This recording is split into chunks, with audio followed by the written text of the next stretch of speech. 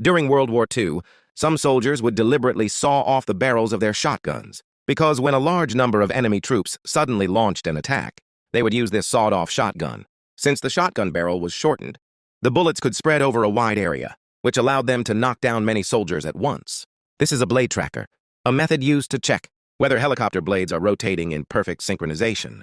Each blade is marked with a different color, and when spinning at full speed, they pass through a tracking rod and leave marks. If the markings overlap, it means the condition is good. If they don't overlap, it indicates rotor imbalance, which can cause vibrations and even result in a crash.